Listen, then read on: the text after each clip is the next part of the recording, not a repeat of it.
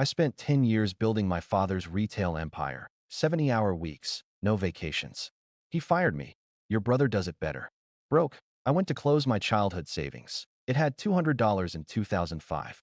The teller went pale. Sir, this account has an automatic stock purchase plan attached to it from 20 years ago. She printed the statement.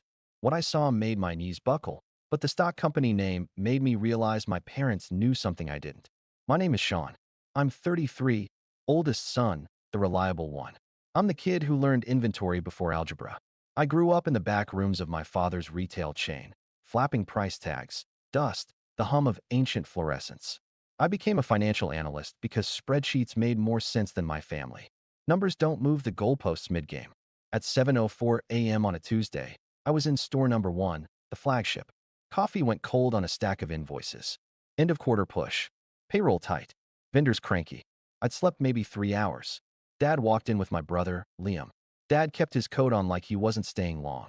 Liam had that grin he saves for when a ball is rolling downhill, and I'm at the bottom. Morning, I said. I've updated the cash flow. We need to delay the flooring project a month. Dad didn't look at the report. He looked at my shirt like it offended him. You always have a reason to stop things, he said. I have reasons grounded in math, I said, trying to keep my voice even. He waved at Liam. Your brother gets it done. You drag. You nitpick. You make people nervous. I felt my jaw tighten. I keep us inside the bank covenants. Nervous is better than bankrupt. Dad stepped closer, smiling like a manager in a training video. Sean, he said, you've had your chance. Liam folded his arms. We're going for a growth mindset, man. You're not a growth guy. I heard the forklift beep behind me. I smelled the citrus cleaner from last night's mop. Small details get loud when someone is about to hit you with something big. Dad finally said it. You're done. As of today. I laughed. Stupid reflex. Very funny. He didn't blink. Turn in your keys. I stared at him. 10 years. 70-hour weeks. No vacations because what if a truck is late? Sundays in the office while my friends sent beach photos. It sounded like bragging until it turned out I'd only been building a door they planned to shut in my face. Why? I asked, even though I knew. Your brother does it better, Dad said. He's our future. The words landed heavy and cheap at the same time. Liam rolled a coin across his knuckles like a magician who forgot the trick. Wow, I said. It came out thin. So that's it. Dad nodded at the manager's office. Keys, laptop, passcode. Don't make this personal. Right? I said, and the laugh came again, sharp and wrong. It's just business when it's me. He stared past me at a crooked shelf label. Fix that, he told the clerk, not me. Then to me, quieter. You'll thank me later. I didn't throw anything. I didn't plead. I handed over the keys. On my way out, Liam clapped my shoulder like we were teammates. Hey, he said, lowering his voice. You can still help, you know. Just from the outside. I looked at him. You mean free? He smirked. Family rate. I stepped into the parking lot. It was too bright. The air felt thin. My phone buzzed, Mom. I let it go to voicemail. I already knew the script. Be a man, be supportive, be quiet. I sat in my car and stared at the cracked steering wheel. I'm the analyst. I run scenarios. I didn't have one for this. That evening, they added me to the family group chat again like a courtesy.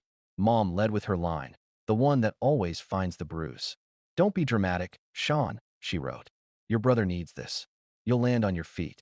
I typed then stopped. My hands shook. I put the phone face down on the table, listened to the neighbor's TV through the wall, and told myself to breathe. I didn't stumble into my father's company. I was drafted at 12. Summers meant counting boxes and watching which vendors got a handshake and which got the tight smile. I learned to tell, if Dad said, we'll circle back, he was never calling them again.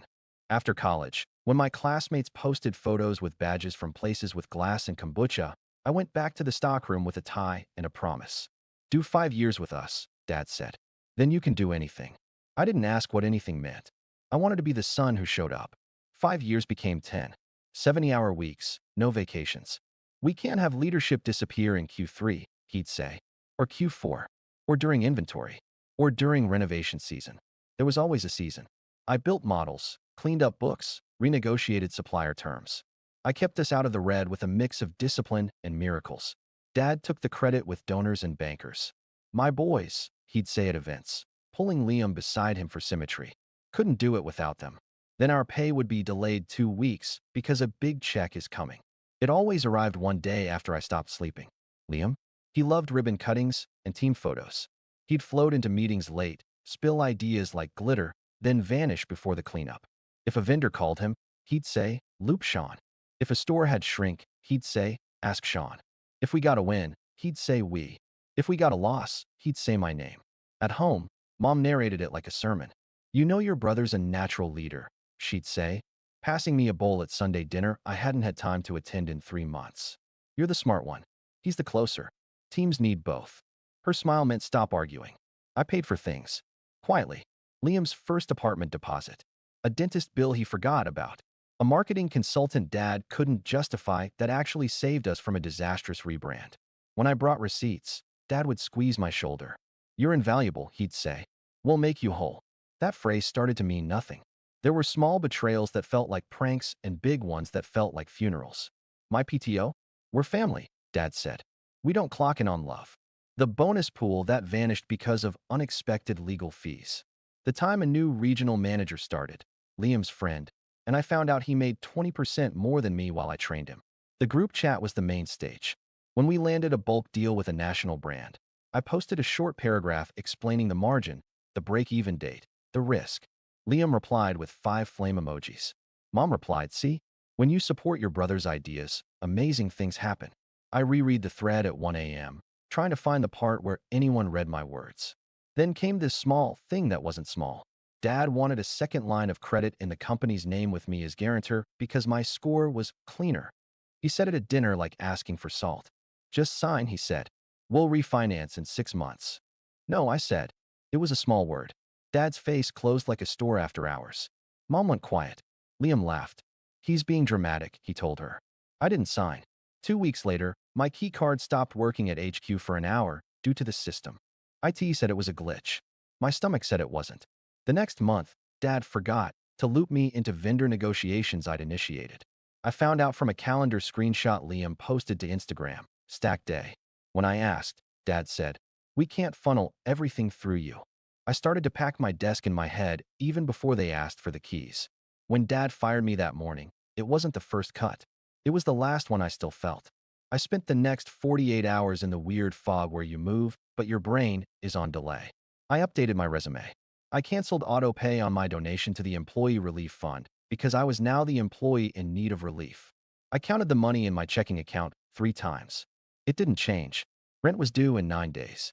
Severance? "We don't do formal severance," Mom texted. "Your family." Liam sent a thumbs-up emoji like a toddler handing me a Band-Aid for a broken arm. I sold an old laptop, some camera gear, shoes I wore twice. I ate cereal with water because I was out of milk and out of pride. I didn't call friends because I was tired of explaining my family like a puzzle with missing pieces. Mom called the third night. "Your father is hurt," she said. "He needed you to be mature about this. Liam is stepping up in a way we've never seen." "Because he has me out of the way," I said. She exhaled hard. "You're making it ugly." "It was ugly when you asked me to co-sign debt," I said. "Don't weaponize family," she snapped and hung up. The next morning, I did the thing I swore I wouldn't do. I drove to the bank where I'd opened my first savings account as a kid. It had $200 when I was 13, money from mowing lawns and sweeping warehouses. I kept it open out of nostalgia and laziness. Maybe there was $212 now. Maybe I could close it, add it to the pile, by time. I took a number. I stared at the poster about building your future. A teller called me up with a practiced smile that didn't reach her eyes. "Hi," I said. "I want to close an old savings account. It's under my name since I was a kid." "Of course," she said, typing. "ID, please." I slid it over. She typed more, then frowned. Her fingers slowed. "Everything okay?" I asked. She looked at the screen, then at me. The smile was gone.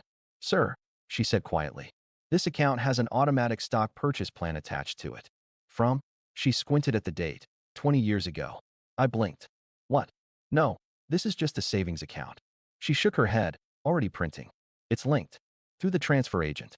I need to get a supervisor." "Okay," I said, even though nothing felt okay. She handed me the first page. I recognized my name, my childhood address, and then a company name that smelled like my childhood in a way numbers can't. I stared at it. The air thinned again. My knees went soft. The company was printed in bold at the top of the statement. And the name told me my parents knew something I didn't. Before the teller came back, my phone lit up with the family chat. Liam had posted a photo. Him in Dad's chair at HQ. Feet up, captioned day one. Mom added, proud of both my boys. No one laughed. I turned the phone face down. The supervisor arrived, crisp suit, careful tone. Mr. Klein, she said. It seems that in 2005 an automatic dividend reinvestment plan was initiated from your savings to a registered transfer agent. It's a direct stock purchase plan. It's been reinvesting quarterly since then. I swallowed. Who set that up? It lists a custodian, your mother, until you turned 18. After that, the plan remained in your name. I stared at the company name again. Harbor and Hearth Brands. H&H was the conglomerate that had quietly taken minority stakes in mid-market retailers and distributors for 2 decades. Dad hated them in public, called them parasites in meetings. He'd throw their catalog in the trash and tell us to buy local, then later pick through the trash and tuck the catalog into his briefcase. I'd chalked it up to mixed feelings. Balance? I asked. The supervisor typed, printed. She slid a stapled stack to me. I scanned the totals. The number made my mouth go dry. Reinvented dividends over 20 years. Splits. 2 spin-offs. A special dividend during the pandemic. The kind of patient compounding I preached and never got to practice because there was always another fire. I didn't say the number out loud. I didn't trust my voice. Do you want to keep the plan or transfer? She asked. Keep. I said too quickly. Please keep everything as is. And I'd like to set up online access. Of course. I stepped outside with a folder that felt heavier than paper. On the sidewalk, I sat and put my head between my knees. I should have felt relief. What I felt was heat, anger that fizzed in my ears. My parents had set this up. They'd known. They watched me hand over bonus after bonus to fix holes in the company while they watched this grow in silence. Why? Control? A test? A future reveal where they'd parachute in as saviors? Or something messier? Dad using my clean SSN to park shares he didn't want traced? I didn't know. But I knew one thing. I was done being their spreadsheet. That night I scrolled through old emails. In 2017, Mom had sent a one-line note. Need you to sign this bank document. Just housekeeping. I'd sign without reading because it was 2 a.m. And the freezer at store number 9 had died, and that felt urgent. The PDF was right there in my archive. I opened it. Transfer agent authorization. Custodian removal. I felt stupid and 19 again. I didn't sleep. I prepared. Not revenge. Boundaries with receipts. The next day, I asked to meet at the shopping center office. I brought printouts, highlighted tabs, and a calm I didn't feel. Dad sat at the head of the table. Liam swiveled. Mom brought muffins like we were a brunch club. Make it quick, Dad said. We've got a distributor call.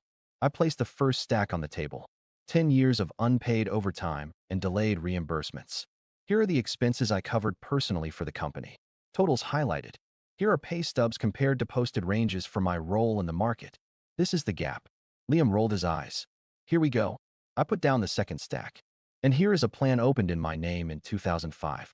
A direct stock purchase plan for Harbor and Hearth Brands. Custodian, Mom. Transfer to me. At 18. I looked at them. You knew. Dad didn't blink. Mom didn't breathe. Liam laughed too loudly and stopped when no one joined. Mom recovered first. That was a gift, she said quickly. We forgot to tell you. For 20 years? I asked. Dad's voice went low. Lower your tone. I kept it flat. I'm not asking for anything from you. I'm telling you how this goes from now on. I will not co-sign debt. I will not work for free. I will not be your cushion for bad bets. Any money you say I owe is settled. If you bring my name to a bank again, I will involve a lawyer. Liam leaned forward. You're acting like we stole from you. I slid the final page across the table. It was a screenshot of the family chat comments over the last 2 years where they'd asked me to help the family and called me ungrateful when I asked for repayment plans. Facts. Dates. Their own words. Mom's voice sharpened. You're turning on us? After everything we did for you. You worked me for 10 years, I said. I did it because I believed in us. You fired me because it was convenient. That belief is over. Dad stood. Get out. I stood too. Gladly. He pointed at the folder in my hand. Leave that. It's company property. I held his eyes. It's mine. Outside, my hands shook again, but for a different reason. A line had been crossed, and this time I wasn't the one who'd be dragged back over it. The fallout started within hours, like weather. Family chat lit up. Mom led with the hymn. Sean is confused. He's been under stress. We will forgive him when he apologizes. Relatives chimed in with their favorite chorus lines. Family is hard. Businesses are stressful. Your father has a lot on his plate. I didn't answer. I turned notifications off and opened a new thread with myself called Receipts. Every time I wanted to reply, I dumped the paragraph there instead. It was cleaner that way. It kept me from writing something that would feel good for 30 seconds and hurt for 30 months. Then came the private messages. Dad, bankers are calling me about a covenant waiver. You'll fix the deck. You always did. Me? I don't work for the company. Dad, stop being petty. Liam, bro, we can still be cool. Think advisory. Retainer word. Not a lot, but something. Optics. Me, no. Mom, you are breaking your father's heart. Me, he fired me. Mom, you forced his hand. Me, by asking not to co-sign debt. Scene. No reply. I took meetings. It turns out, if you spend a decade keeping a leaky boat afloat, recruiters notice when you finally jump ship. I dialed into calls from my kitchen table with a thrift store lamp and the good shirt I didn't give to Liam for a pitch vibe. I spoke plainly. I like fixing messy operations with bad data. People nodded. I started therapy. First session, I said. I think I'm addicted to being useful because it was the only way to be loved. My therapist didn't flinch. She said, let's make usefulness a choice instead of a contract you never signed. I wrote that down and underlined it twice. The Harbor and Hearth plan became a second job for a month. Not spending it, understanding it. I set up alerts. I separated accounts. I made a binder with tabs, spin-off A, spin-off B, dividend history, cost basis, tax. I built my own rules. No sudden moves. No Instagram boats. No announcing numbers to anyone who didn't need them. I made one purchase, a heavy lock for my front door, because sleep only comes when your body believes you. That's when the second wave hit. Money makes people honest by accident. A cousin I hadn't heard from in 2 years texted me, just checking in, then asked if I knew anything about crypto taxes. An aunt sent a GoFundMe for her dog's surgery and CC'd mom. Mom forwarded it to me with "You've always been generous." A contractor Liam once stiffed found my LinkedIn and asked me to put in a good word so the family can pay their obligations. I sent him the email for the new regional manager and wished him luck. Then Dad called at midnight. He only calls that late when he wants something he knows I won't want to give. Fine, he said by way of hello. We'll do payroll on the Amex float. But you will write the bank deck in the morning. I won't, I said. You're still on the hook, he said. Your name is in places. Not anymore, I said. I checked. Silence. Then, you think you're better than us because you have a nest egg. I let the word hang. No, I think I finally have oxygen. You owe your family, he said. I owe myself a life, I said, and I meant it for the first time. The next day, a former assistant manager from store number 3 messaged me. Sorry to bother you, she wrote. They cut my hours when I had a doctor's note. You were the only one who enforced policy. Thank you. I stared at that line for a long time. It felt like a blessing I didn't know I needed. Bad news traveled faster at HQ. A vendor paused shipments until invoices got current. Liam called me 6 times in a row. I didn't answer. He left a voicemail that slid from charm to threat in under a minute. We're family, man. Be a goldfish and forget. Don't make me make this uglier. In therapy, I practiced new sentences with my mouth until they felt real. No, that doesn't work for me. I'll think about it and get back to you. I used them in the wild. The world didn't end. People adjusted. It felt like discovering a hidden door in a house I'd lived in for years. I got a job offer. Clean company. Boring on purpose. Finance team without a hero complex. The title wasn't flashy, but the boundaries were. I read the vacation policy twice and cried a little. I accepted. I wrote to my future boss. I will work hard during working hours and not rescue things you break on purpose. He wrote back, same. With a salary in view and a runway I'd earned by a 14-year-old version of me I wanted a hug, I moved apartments. Sunlight. A door that shuts. A second-hand couch that doesn't sag. I hung nothing on the walls for a week because I enjoyed the blank. Mom tried one last angle. We're having a family dinner, she texted. No talking business. Just food. We miss you. I went because I wanted to test whether I could sit at their table without shrinking. They started immediately. So what are you doing with your time? Dad asked. Working, I said. Liam smirked. Where? I haven't heard a peep. You hiding? I'm living, I said, and sipped water. Mom leaned in like a friend sharing gossip. I heard you came into some money. She paused, searching my face. We should talk by ourselves later. Your father has an opportunity. You could help the family double, maybe triple. I put my fork down. No, I said. Calm. Simple. Her smile went tight. Why are you punishing us? I'm not, I said. I'm protecting me. Dad scoffed. We made you. I made me, I said, with your last name and my labor. Liam laughed. He thinks he's a monk now. I stood. I think I'm done, I said. I hugged my grandmother, kissed her cheek, and left my plate on the table. In the parking lot, I waited for the old guilt to rise like a tide and pull me back inside. It didn't. It ebbed. I drove home with the windows down. There were cracks in the empire. You could see them from the street now. A help wanted sign that never came down. A banner that read grand reopening for 6 months because no one paid to reprint it. Customers posting photos of empty shelves and taglines about shop small that sounded like begging. I didn't gloat. I didn't send the links to Dad. I let it be what it was, their responsibility.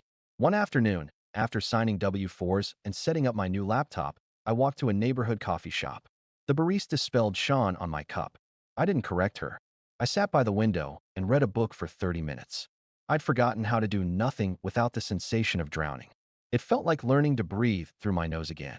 A week later, I got a text from an unknown number. You don't know me. I'm Liam's friend from high school.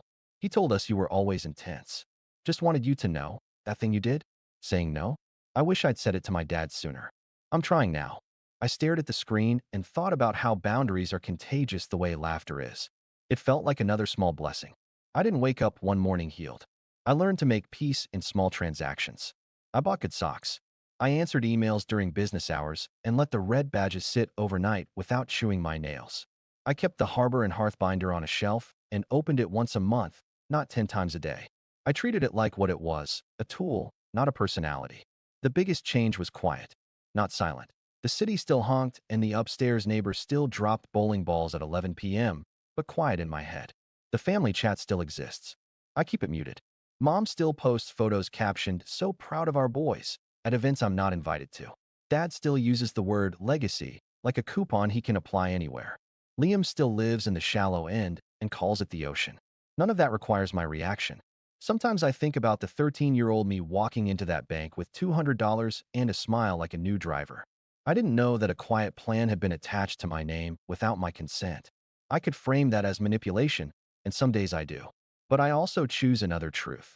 The teenage me set something in motion when he refused to spend his little bit of money on a loud pair of shoes and tucked it into a boring account. He protected future me when nobody else would. I don't owe anyone credit for that. Last week, Dad called. 3 rings. Voicemail. He left a message in his careful tone. We're restructuring. If you have time to consult, he paused. Family should stick together.